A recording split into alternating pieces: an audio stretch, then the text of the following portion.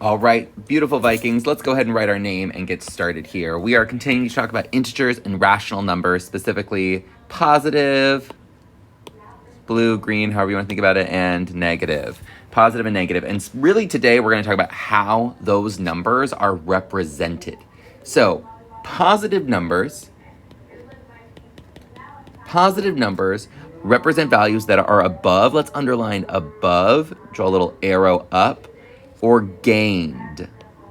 Like the elevation above sea level or money earned, so money that you get, those would be represented by positive numbers.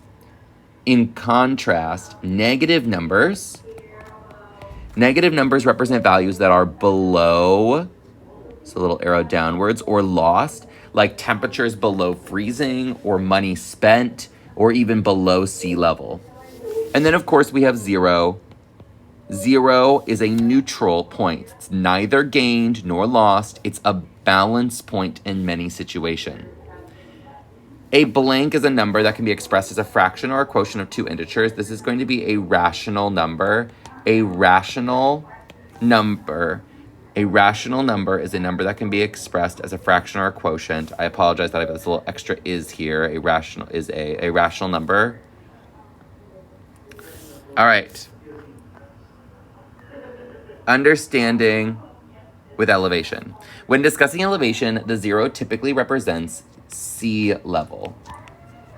So sea level, which is to say we've got the sea here, we've got land. This is zero in terms of elevation. This is zero. Sea level is zero. If something is above sea level, it is positive. It's going to be a positive number. If something is below sea level, it is a negative number. It's negative. So Denver, Colorado has an elevation of 5,280 feet. So this is above sea level. So if this is sea level, Denver is up here. Whereas Coachella, California has an elevation of negative 72 feet. So even though it's on land, that land is actually down here. So this would be Coachella. Whereas Denver is really high above, the mile-high city. The change in elevation may be positive or negative depending on the starting point. So different ways that we can represent these numbers. Negative could be loss, could be reduced. So these are all different words that could mean a negative number. If something was decreased, maybe marked down, a discount. These are all things that could be represented by a negative number. Things that could be represented by a positive number could be gain.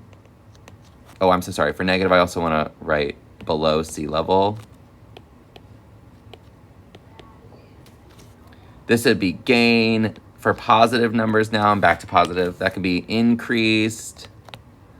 Maybe a tax or a markup, because again, it's going to increase the price. Tax, a markup, a fee that you're charged for something if it's above sea level. Oh, maybe if it was rising, if something was rising, that would also be a positive number. It'd be increasing.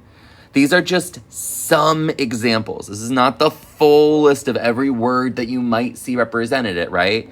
But this could be examples of words that you'd see associated with positive and words you see associated with negative.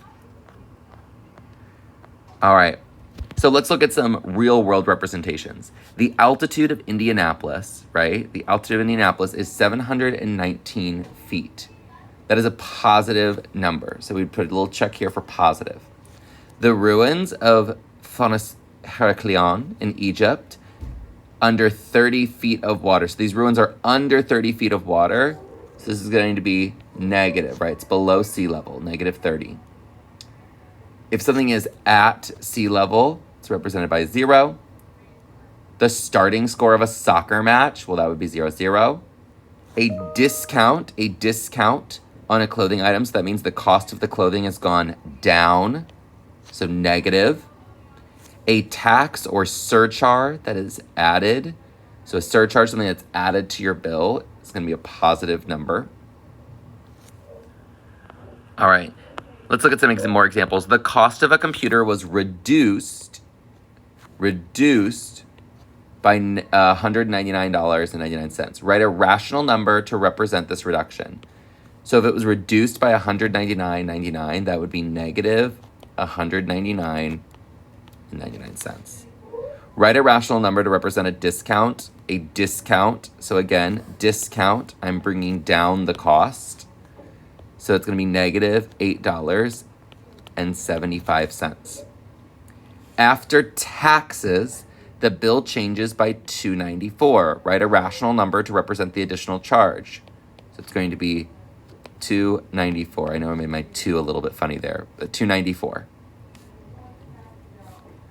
So these words can be helpful. Sometimes I'm hesitant to just have you look at words, right? It's always important that we do read the entire sentence, but these words can be helpful for us understanding the situation and whether it's going to be positive or negative. All right, Liam and his friend play a game. The starting score is 0-0, and after each round, Liam records the change to his score, not the total score, the change. So it started at 0-0. After round 1, changed in 2. And again, we're just looking at his score here. So what is Liam's final score after 4 rounds? Well, let's add up the changes to his score. So 2 plus negative 1. 2 plus negative 1 is just 1. 1 plus 3 is 4. 4 plus 0 is 4. So Liam's final score is 4. All right, what round did Liam's score change the most? Well, let's look. The biggest number here indicating change would be 3. This is a 3-point change, so that was the round that showed the most change in his score.